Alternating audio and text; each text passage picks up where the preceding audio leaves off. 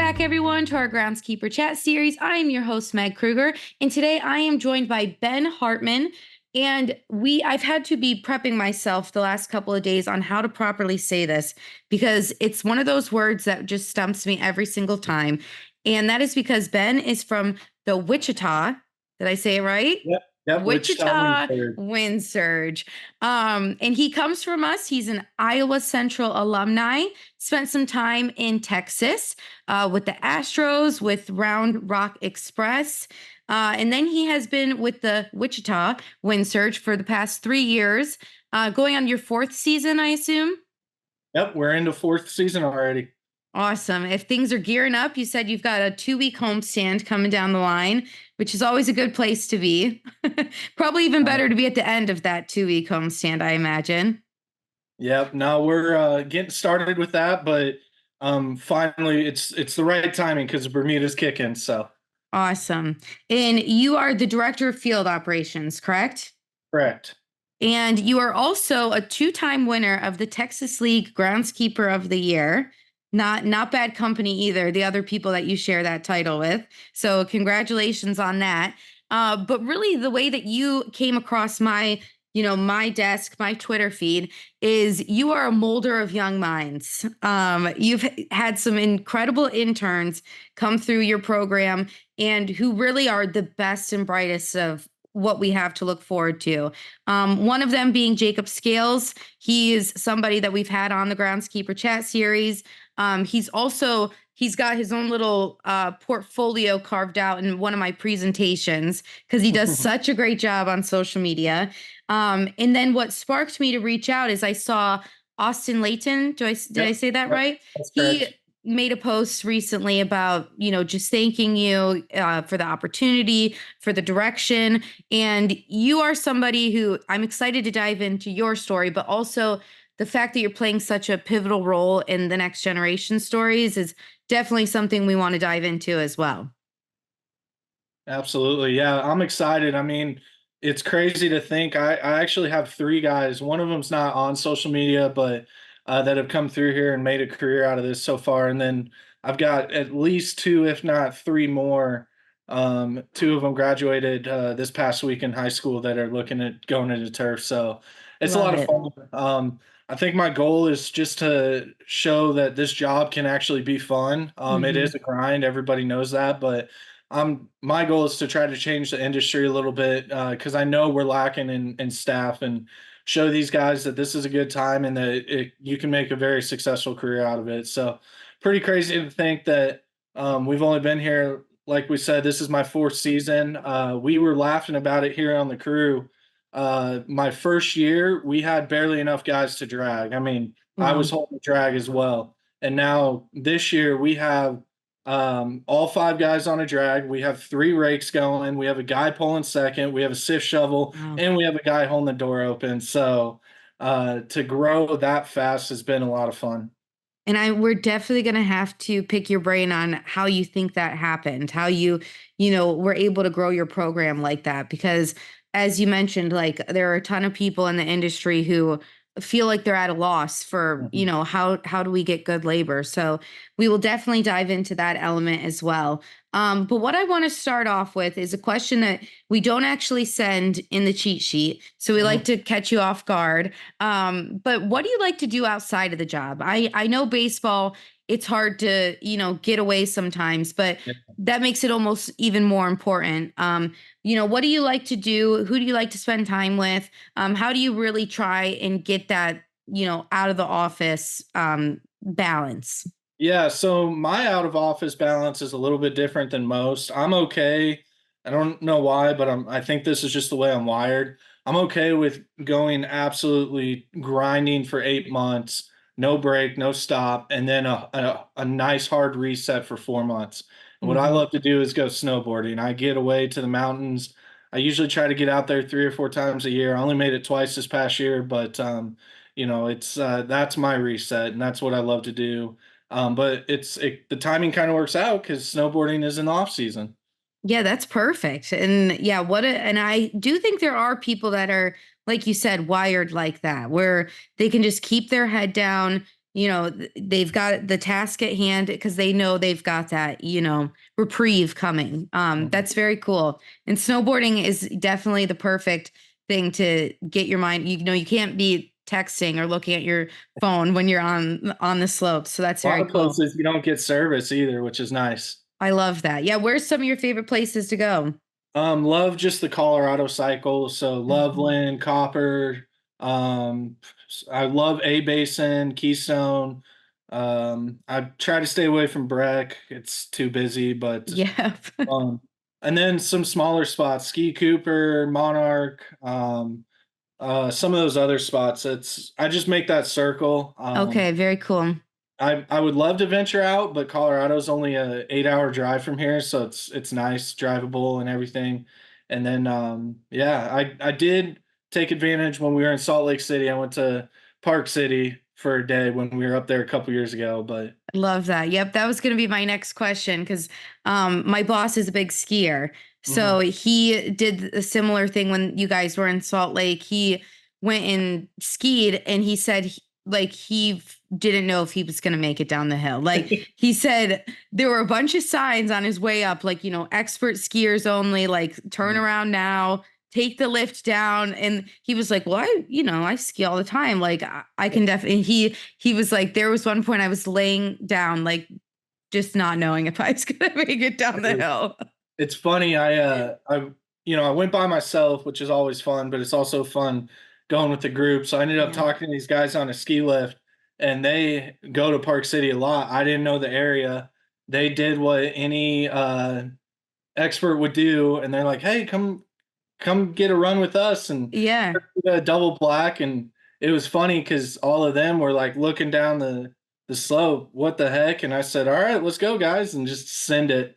Oh my gosh. Yeah, not me. I am like, so actually I've been to Cooper Mountain in Mhm. Colorado, but we like to go to the ski towns in the off season. Oh yeah. And we really love the alpine coasters. Okay. So we did the Cooper Mountain alpine coaster this past fall, and I did it with my son who's like 3 years old. Mhm. And the whole time he was like, "Go, go, let go of the brakes!" Like, and the whole time I am like holding those brakes. I'm screeching the whole way down the mountain. Like, I don't know if I really have a thrill seeking side of me. I'm more like, I want to make it to dinner time. That's what is important for me. Awesome. But no, yeah, and I think I've been to Breckenridge as well. Again, in the off season, we really like, the more hikes and outdoorsy element. But the best breakfast I've ever had was in Breckenridge, and it's called I think it was called breakfast. But obviously, play Kidding. on words, spelling. So if you ever do venture that way, you get sucked in by some other group or something to go to, you have to go and you got to get like the pork belly, like breakfast mash or whatever. I have like a picture. I'm not even exaggerating. I have a picture printed out on my fridge of this breakfast because it was one of the best things I've ever had. And I'm always telling my husband, I'm like, we got to get back there. Like, that's where I was happiest. That's awesome. I'll keep that in mind. Definitely breakfast. It's easy to remember for Yeah, sure. absolutely. So yeah, not I love that that's what you like to do. Definitely makes sense, especially with baseball. It also, has me hopeful that that's longevity for you in baseball. If there's people that um where it feels like there's that disconnect where they're not able to get away, it's like you kind of need those people in baseball that are able to just put their heads down and, find reprieve in the off Mhm. season. Because yeah, it's definitely intense, especially working at facilities like your own that host events, host other games other than just the home team. I think I saw you guys did football last Yeah. fall. Yeah, Pacey. been doing it every fall. We had 8 football games, which was a little much in 6 weeks when normal football teams have 8 in 3 or 4 months, and we did it in 6 weeks. But it went Insane. really well. The field played great, and it was a lot of fun. So, Yeah, I love that. So now I want to dive into your turf origin story because I definitely yeah, want to hear how you made your way to Texas. yep. And so go ahead and lay it all out for us. I know this came on your radar in high school still, like turf was Yeah. an early love in high school. So tell us the start to finish there. So I was 15 years old, looking for a job, and there was a neighborhood golf course. So I went over and asked if they were hiring, and got on the grounds crew. And cool enough, my mom actually sent me a Facebook memory here 2 days ago, 12 years ago. Wow. Ben got his first real job working at Paradise Point Golf Course here in Smithfield. So, Oh um, my gosh, that's the isn't that wild? sweetest thing. Yeah. We I need more moms like that who are taking record of and they need to be posting it on Facebook. That gives me confidence that I can keep, that it's not too it's going to have its importance somewhere down the line. so what's crazy though is that I was only 15 at the time. Wow. So I couldn't operate any equipment. So I got all the work that none of the other guys could do, And you're good. If you need a double cut? No. Yeah.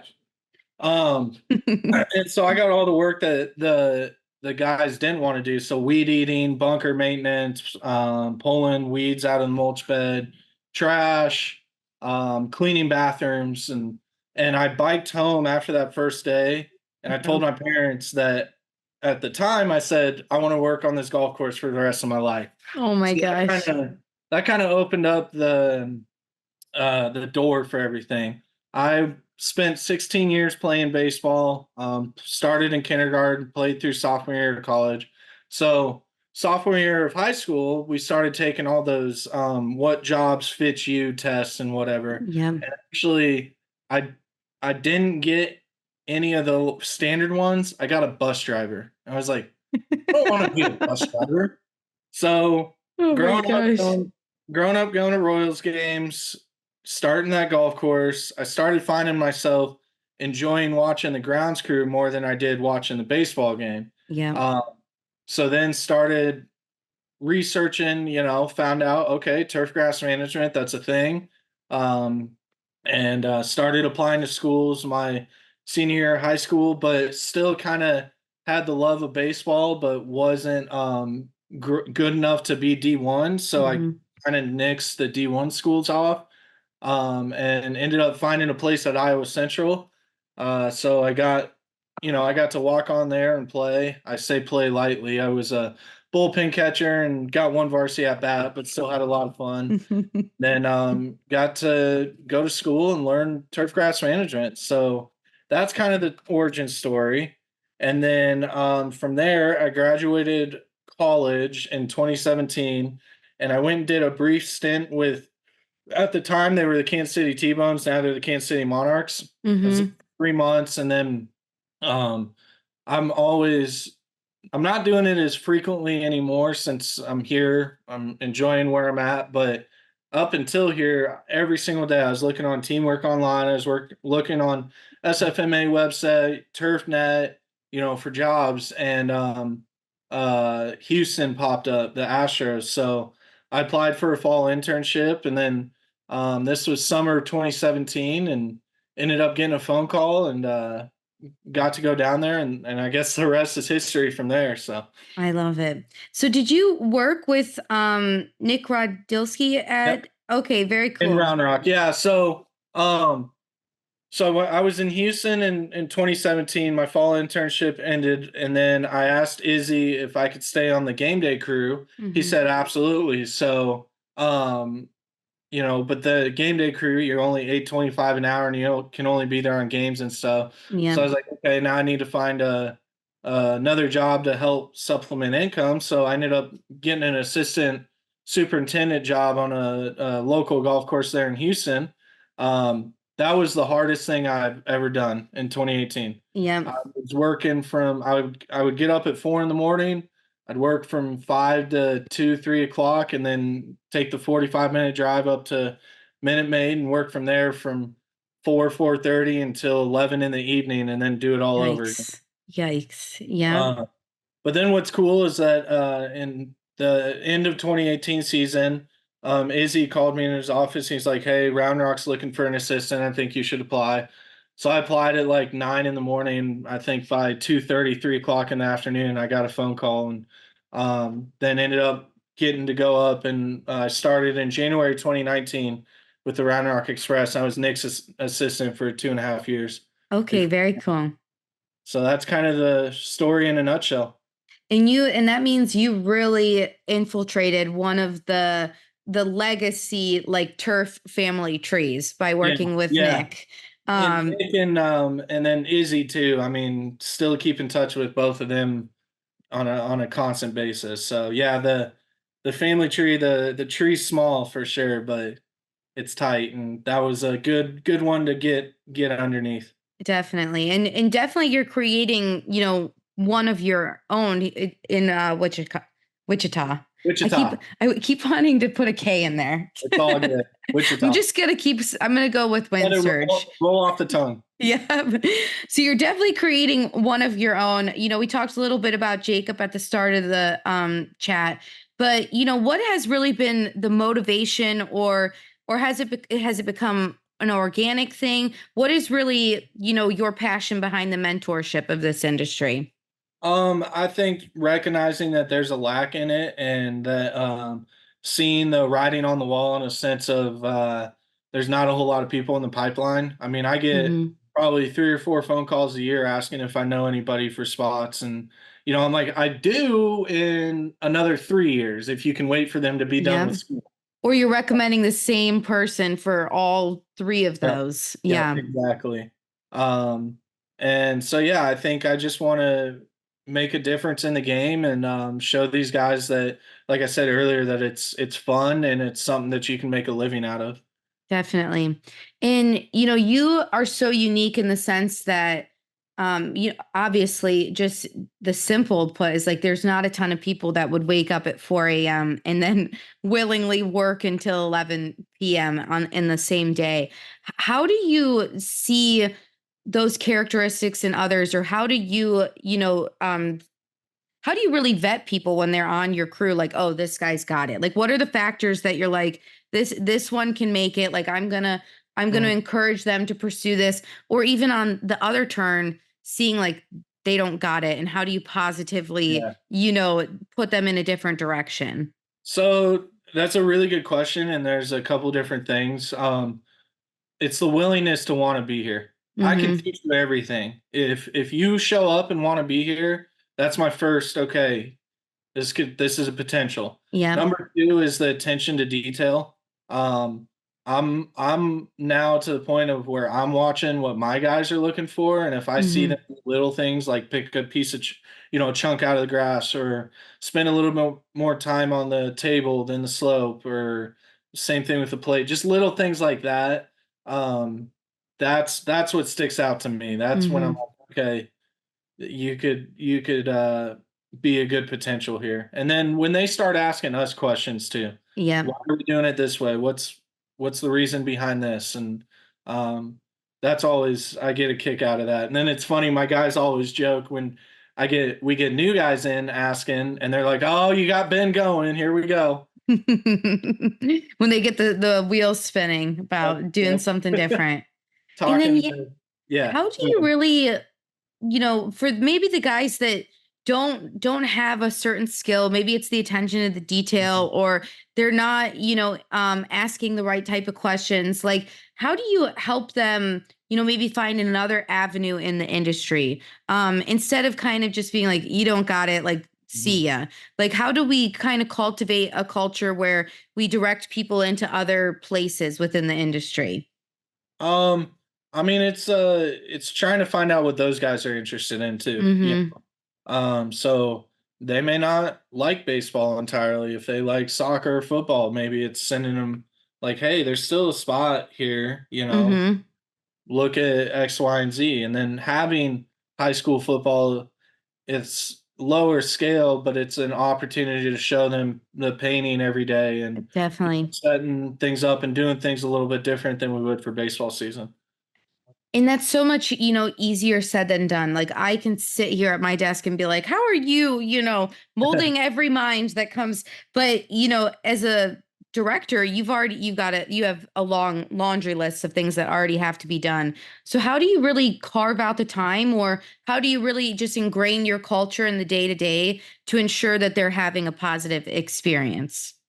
I mean, so the thing that I found that's been really nice is that I tell every single guy that comes through here, and now granted, we have some crew members that are going on their fourth season or are going on their third Hmm. season. So at this point, they kind of help mold the new guys as well. Yep. But this is my expectation for them. When it's time to go to work, it's time to go to work. But when we're not, you guys can have fun, do whatever you want, within reason. But Yep.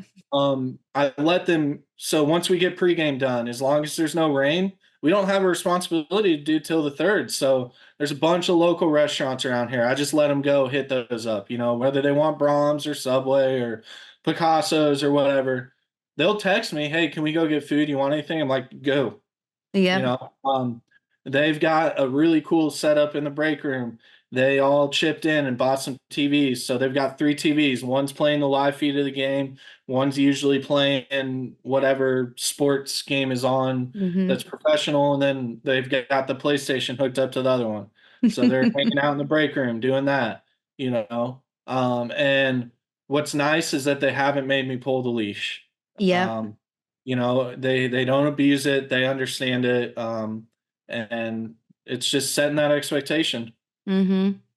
Well, and that camaraderie is what so many people say is what keeps them in the industry or what attracted them to the industry. It's this unique family element that you can really take from, sports, especially if you are an athlete and this is your way to stay in the game. That Mhm. camaraderie is so important to have on the crew. So it Yeah, sounds like you've had a bunch of really unique ideas on how to establish that. it is, and then, understanding that we're going for the younger generation, Hmm. man, they have a completely different mindset, and the phones are big for them. So, I had a couple bosses, that when you got to work, no phones, no headphones. Yep. Um, I allow them to have headphones in post game while they're doing their post game duties, Hmm. And then the funny thing is I tell people this and it makes them laugh, but for our work chat, it's actually through Snapchat. We have a I Snapchat, love it. and it's like, for some reason they respond to that faster than a text or an email, or even I tried to create a group me and they just won't respond on that. It's through the Snapchat group chat. So Yeah. I think it's just understanding the younger generation and their mindset. Yeah, and being willing to adapt. Mhm. Because that's how you're gonna retain them, keep them in the industry. So no, that's definitely a great advice to give others who maybe want to have a program of sorts within their own crew.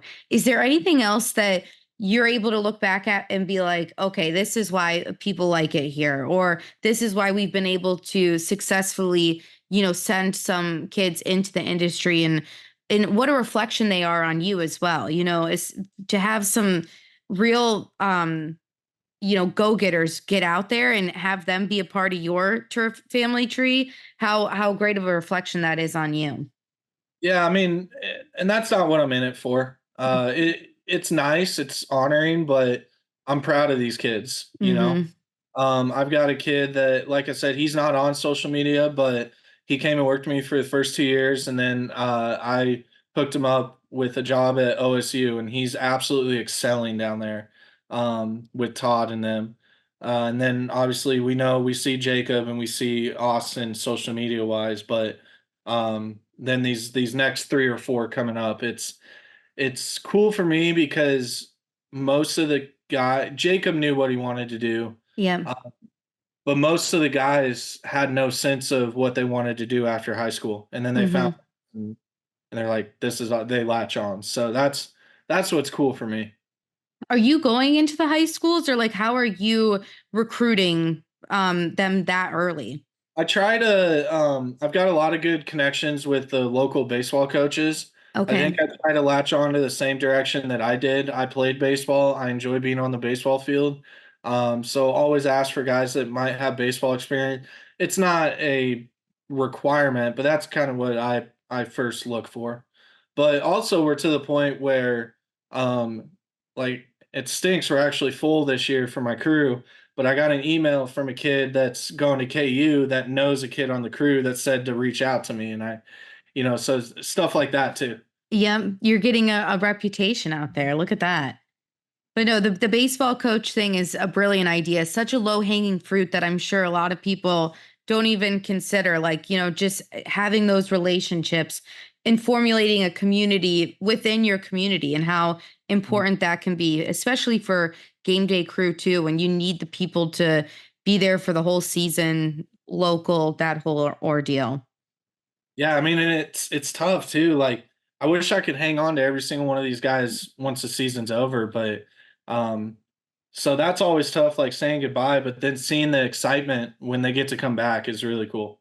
Very cool. Well, yeah. So Jacob, is he back this summer? I think I So might have he's seen doing something. Yeah, he's working for the Royals, Okay. but only when they're at home. So when they're not at home, he'll come back down here and help us out, which is cool. And then one really fun thing about that is that when the Royals opportunity started to come about, he needed a place to live. So I actually reached out to my parents and said, "Hey, I got this awesome kid coming up, needs a place to live." So Jacob's actually living at my parents' house for the Oh summer. my gosh. Your mom's going to be posting on Facebook about him. That's so sweet. Exactly. Well, talking about social media, that's really how you started to come across my radar was just organically finding that visibility Yeah. on turf Twitter of sorts. What is your thought process behind all that? There's so many groundskeepers, definitely not in our generation, but a little bit older than us who are like, if we weren't, being talked about, that was a win in our book. Or if our field didn't have a picture taken of it, then that was, a win. But as you and I think maybe relate on, that can no longer be the message that we're sending. So really share your philosophy on visibility and how you utilize social media to accomplish that. Yeah, so my goal, and this speaks to having the kids too that are under me. My goal as a whole is to grow the turf industry, bring Hmm. just insight to what we're doing. The amount of people I went to Firestone the other day, and I had a dude be like, "Oh, I follow you on Twitter and see you talk about weather Oh all the my time." gosh. I'm like, That's so you know, exciting. stuff like that, and the high school coaches and people that reach out to me, what can we do here? What can we do here? And I think that's my ultimate goal. And then little fun things too, like it was so cool to have my dog ride with me all day yesterday while we were mowing Hmm. 2 hours.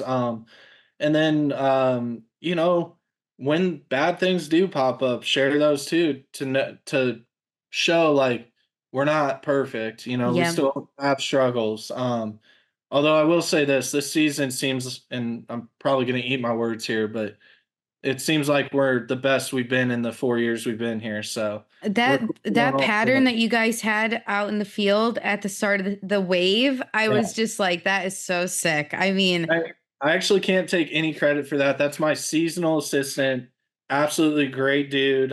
He was in the turf industry for 18 years, and he's out now because he's got kids, but he still comes in and works for us 9 to noon during the season. And love that. he just started playing around with it, and we were talking, and I was like, he at first he did a single cut, and I was like, oh, try double, and he did double, and then it ended up popping like it did. It was awesome. Yeah, it looked incredible. And what a unique route to turf that he has where it's like that you can stay within it even if your life situation changes. Very cool. Yeah. And so, talk a little bit about, you and your mentors and who you hope to be as a mentor going forward. And then really like, what is that dream job down the line? What, maybe it's already where you're at or where you want to be. Talk a little bit about that. Yeah, I mean, first and foremost, we already talked about him, Nick Rosilski. This field would not be the way it is if I didn't get to learn under him. Dude's just got a great knowledge and sense of field work and dirt work and attention to detail. Just always appreciate Izzy for taking a chance on 20-year-old kid Yeah. in Houston. And I could just go down the list. I mean, my college mentor, Toby Beneke, great dude. Scott Birdsell was my instructor. And then Nathan Miller, guys that nobody, it's not to their own, but haven't heard of. But I mean, I could just go down the list. But Nick and Izzy are the two that stand out, really pivotal. Um, I mean, Jared Olson, he's been in the turf industry forever. Still call him on needs and questions. It's kind of funny. I have probably 5 or 6 guys that I'll call whether I need them to talk me off the ledge of panicking Yeah. about if the yard is not doing what it is, or Hmm. pick their brain. Hey, um, should I do it this way or that way? And then now talking, I probably have 3 or 4 guys that I'm close to now that I wouldn't say necessarily mentors, but we're throwing ideas back and forth. These are guys that Yeah. are currently in the industry. Jeff Jackson, Andy Gossel, those are 2 dudes that I'm constantly texting back and forth as well. So Love that. I just love how small of a world the turf world is. Definitely. And Andy is with the Iron Pigs, Yep. right? Yep. Yeah, he's one of those visibilities on social media I love because he takes that crew approach. So he's like a great example for anyone who doesn't want to solely want to be out there, but he's still, putting his work in to make sure the industry has that visibility for his crew. I love it. Yeah. No, so I mean, and there are so many names that we could spend the next hour just listing off names, but those are kind of the guys that come to mind. Definitely. And what's your 5 year, your 5 year plan? Are you, I'm obviously I don't want you to say, well, I'm putting my 2 weeks in here. No, no. Like, It's wild. I get asked that question all the time. I'm super content, and I tell people this. I don't feel like I'm finished here. yeah, I'm not done. And I don't know what that time frame looks like. What's wild is my goal was to be a head groundskeeper, and I achieved that at 24 years old. So I don't know what my next goal is. I think uh, kind of along the lines of what we're talking about is to yeah, maybe develop as many groundskeepers as possible. And I could see this being a 15, 20-year career place. yeah. But at the same time, I'm not dumb. And if an opportunity comes about and presents itself that seems right and offers right, then maybe that's there. But I'm here for the time being and for a long time. Yeah. Well, and I think like there's always the opportunity to go somewhere new, relocate, move across the country and turf. But the people that really have those family trees of sorts are guys that were in one spot and the people came to them. I think of like Tom Nielsen with the Louisville Bats and the Nielsen Mafia of Yeah. sorts. And like Dan Douglas up in Yep. Reading, Matt Parrott. I mean, guys that have been around for a long time. You look at those guys, and I really could see myself being one of those guys, 30-year. But then at the same time, it's 30 years is I'm only 55. So then what? Then what? Yep. Yeah. Well, I think Tom, he bought a camper or an RV and he's been driving like cross country with his wife That's since he retired. So good for that him. wouldn't be a bad gig either. Good for him. Well, thank you so much, Ben. I really enjoyed chatting with you and hearing your story. It's one that honestly fascinates me. Everyone that has the opportunity to learn from you and work on your crew, they have become a fascination as well. And, I think something that you must instill in them is that visibility as well, and making sure that they are putting messages out there or branding out there so that they can help grow the turf industry alongside you. So I really do commend you for that. It's a very unique program you have down there. No, I appreciate it. I was stoked and honored when you asked me to be on. I'm, love your guys' show, love what you guys are doing. Big fan of that as well. So to be on here is a nice little checkbox now for me as Oh, well. awesome. Well, you're welcome back anytime, truly. And I forgot to mention that this is our first formal sit down interaction, but I almost spent a couple hours with you from Orlando to Daytona this past year. I know You were what one of the guys that was like, travel "Hey." was. I We were scheduled, I think, to get in at 12:30 in the afternoon. I don't think Wow. we ended up get to Daytona till 1 in the morning. Yeah, I had a It's similar experience. It was like just I feel like every year you find someone at SFMA who's had the worst travel day you could imagine. But I love how small the world turf industry is because we were supposed to meet up with Scales that day. He was Hmm. already there. He actually got there the night before, stayed in Orlando, so was able to find him a ride. I mean, it sounds like it worked out for you, but that's one nice thing is how well we all come together too. Yep, I didn't have a panic in the world because I knew I could just tweet out like, "Hey, Mhm. who can give me a ride?" And sure enough, like was put in the place of right people that didn't I could trust them essentially. Absolutely. Yeah. Well, thank you again. I really do appreciate your time. And I'm excited for people to hear this. Like I said, this is part of our new series where we're just kind of exploring all the routes to turf. Mhm. And you are of that 1% where it came on your radar early and you stuck with it. You've made a career of it and you're helping others find a career in it. So we wanted to start off on that exciting positive note. And if you tune in for more, you'll get to hear all the different routes to turf that people have found. We're going to try and find some of the most interesting stories. We will hear plenty of happy accidents, or I stumbled into this. But we're also going to just try and find those stories where it's like this is easy to replicate, like you said, reaching out to those baseball coaches and trying to have kids find their route to turf that way. So, thank you again, and you'll hear from me soon. Awesome. Thank you. Have a good Awesome. day. You too. And good luck Yeah. on your homestand. Thank you. See you soon. Bye bye.